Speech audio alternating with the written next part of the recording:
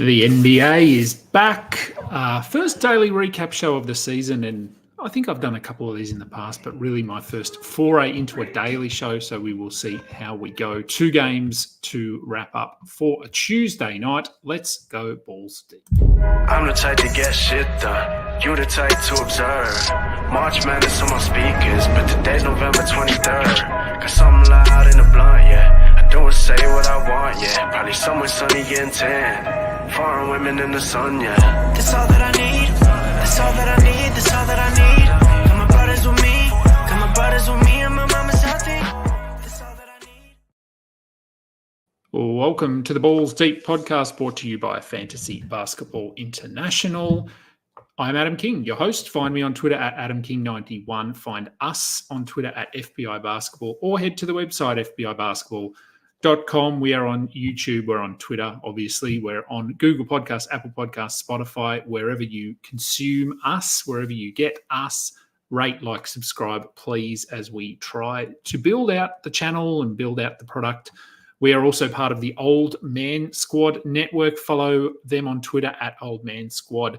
Obviously run by Dan Besperis. A ton of shows over there for you to check out.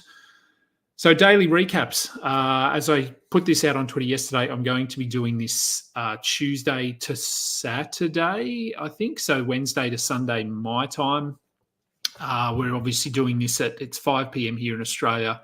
So an hour, 2 hours after games finished, which will shift a little bit closer once the clocks go back, I think, in the States. I always get it confused. But yes, so it will be around this time. Fingers crossed. There might be some times when I can't do it because of work and because of family and things like that, but endeavouring to try and do 5 shows at about this time.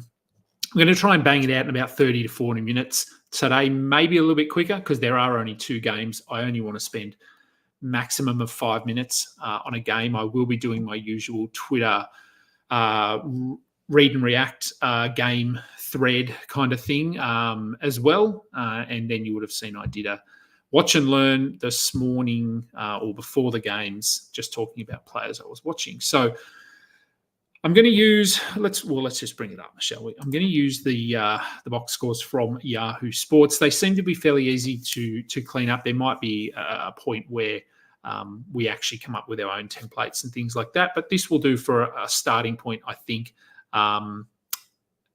And let's start. First game, Knicks at Boston. It was the ring ceremony, the banner raising ceremony. Yeah, look, it was interesting watching it. Some of the players were a bit emotional, and then you always wonder how they're going to switch from sort of that celebratory mode into playing. But obviously, no issues for the Celtics. They won this one comfortably. Knicks didn't necessarily play bad, they didn't shoot the ball terribly. Boston were just ridiculous, except for that last 7 or 8 minutes.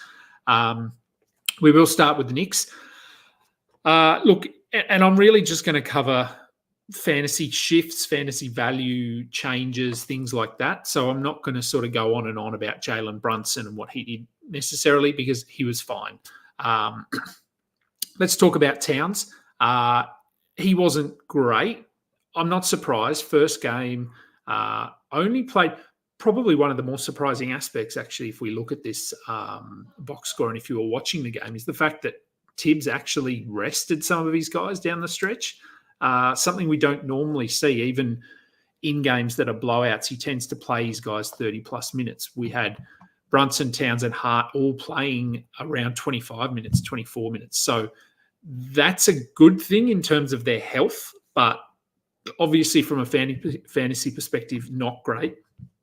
Look, I thought Towns looked a little bit rusty. I would say if he has another bad game, maybe 1 or 2, throw out an offer. Try and get him off whoever, because he may have been drafted in the second round. And it doesn't, as we know in fantasy, it doesn't take much for managers to get frustrated. So, yeah, just keep an eye on him. If he's underperforming, I would just try and throw out a sneaky trade to try and get him back. Throw out a third rounder, like a top 30 player, top 40 player, and just see what happens.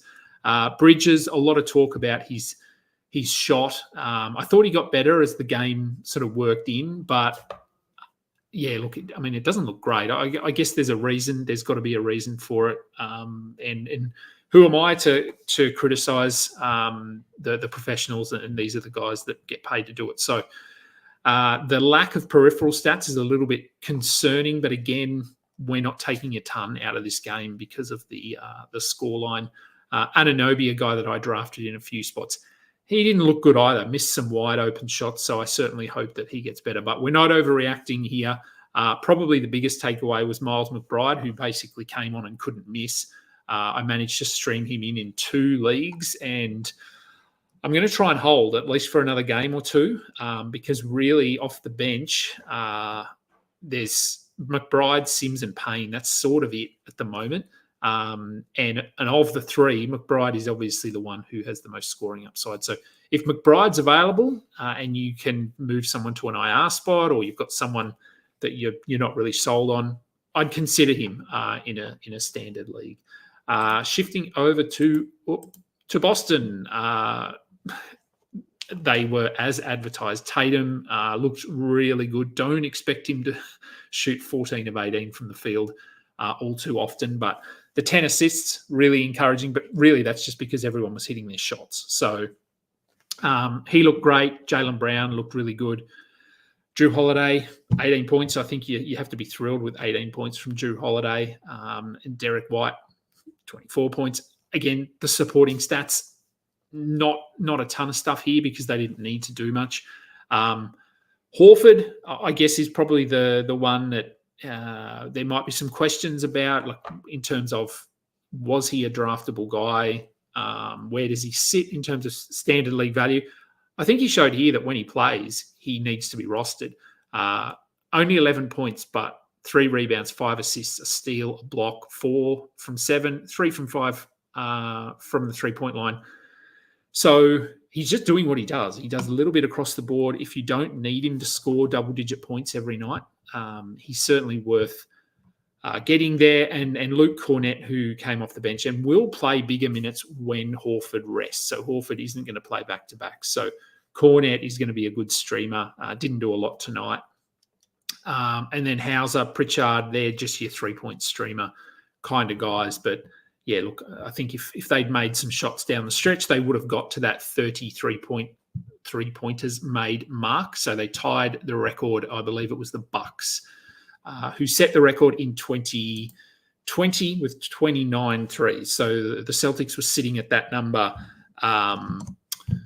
with about 8 minutes to go, and then they got all their guys off, and then the bench just couldn't hit a shot. So you could feel the crowd riding it. It was a bit frustrating, I'm sure, as a Celtics fan.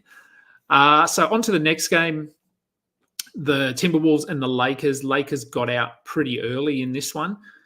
Minnesota managed to sort of pull it back and at least make it competitive. And I guess from a fantasy perspective, that meant that the big names played big minutes, which is what we like to see from fantasy value, in terms of fantasy value. Julius Randle, probably the biggest question mark, given he's the new guy on the block. Look, I thought he was fine. 16 and 9 with 4 assists, no defensive stuff. You're not going to get defensive stuff from him. He only attempted 3 threes. So I think that's going to be interesting. And especially if we look at what Dante DiVincenzo did off the bench. He attempted 8 threes. He played 31 minutes or 32 minutes off the bench. So something to monitor. Mike Conley only played 20 minutes. Now, I do think this was partly just, I think DiVincenzo was doing a lot more on the floor. So I certainly wouldn't think that Conley is going to be limited to 20 minutes a night, but it is a bit of a position battle that we might want to keep an eye on, because DiVincenzo obviously has far more upside on the offensive end and arguably on the defensive end as well. So whether he ends up starting, I'm not sure, but it could be that he actually plays more minutes than Mike Conley. So if he was available, or if he's available, if he wasn't drafted for whatever reason, I would go and grab him. Chances are he probably was. But I thought he fitted in really well. Gobert, double-double with a block. Got a big payday, an hour before tip-off or 2 hours or something. So 3 years, 100 and something million. So He's locked in there in Minnesota for the foreseeable future. Anthony Edwards, yeah, look, I mean, the numbers look pretty good, 27 and 6, no defensive stats, 10 of 25 from the field, 2 of 3 from the free throw line. So good on the surface. Probably if you dig a little bit deeper, he was firing away a bit. And I don't know. I mean, that sort of, to me, highlights the loss of Karl Anthony Towns a little bit and Randall just getting adjusted to a new offense. So I do think Randall will be the second option pretty clearly offensively and will shoot more than 10 shot attempts. But, yeah, again, just watch how that rotation plays out. And probably the last bit of nugget, I suppose, of information, Naz Reid played 26 minutes. And I think we can probably expect something like this moving forward. So, yeah, I think he was sort of a top 120, top 130 player last year. I guess if we increase his playing time by 2 or 3 minutes from what he did last year, we can increase his production by maybe 5 to 10%. So maybe he can push to be a top 100 guy. Again, if he wasn't drafted, go and check your waiver wires. I'm assuming he was. But yeah, no, I thought he played pretty well and he's going to be crucial to what they're doing. So press the button. Lakers, they looked really good. As I said, got out to an early lead. I think probably most importantly for the Lakers is that LeBron didn't have to do it all. This has sort of been the concern with the Lakers over the last couple of seasons is that LeBron really needs to Gibbo, yeah, good point. Let's just jump back to Minnesota here. So, yeah, no young guys. So Rob Dillingham didn't play. Again, whether this was just opening night, they're going to move him in there or something, I'm not sure. But, yeah, if you did draft him, it's not looking good. You probably shouldn't have drafted him in a standard league. In deeper leagues, I don't know, just hold him. Give it a couple of games. This is the time of season when people tend to panic. So, yeah, give him another game or two and we'll see what happens. Back to the Lakers. Yeah, I said LeBron, look, played reasonably well, played 35 minutes, 16 points, 5 rebounds, 4 assists and 2 blocks. But if the Lakers can win games with LeBron only needing to score 16 points, then they're going to be in a good position. Rui Hachimura, I streamed him in I think, one league just for points and pretty happy with what I got. The 2 steals and a block, certainly an unexpected bonus. But 35 minutes, they really lent into their starters here. As you can see, basically all 5 of them played 35 plus minutes, Hachimura included. Is he worth rostering? Look, maybe. There's obviously they're a team where all 5 of their starters can get hot. So he got 18 points here. He could very well come out and get 8 in the next game. So he is going to be a little bit inconsistent and, as I said, won't typically give you those defensive stats. But I think he's worth considering just purely based on the minutes he's going to get.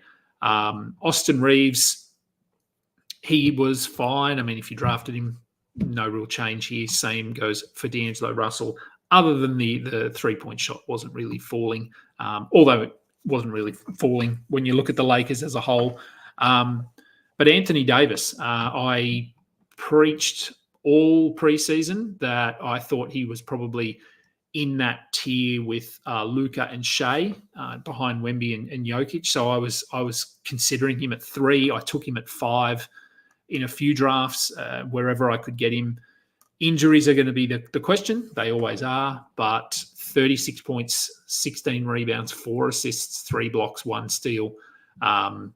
Field goal percentage, 11 of 23. Hey, that's probably not ideal, but 13 of 15 from the line is really good, and he managed to sneak in a 3-pointer. So really good opening night for Anthony Davis. So I love what I saw from him. And if we look at the bench, yeah, look, a few of them played 15, 17 minutes, like you can see there. Dalton Connect, who has been a bit of a hype guy the last week after that. I think it was his last performance in the preseason.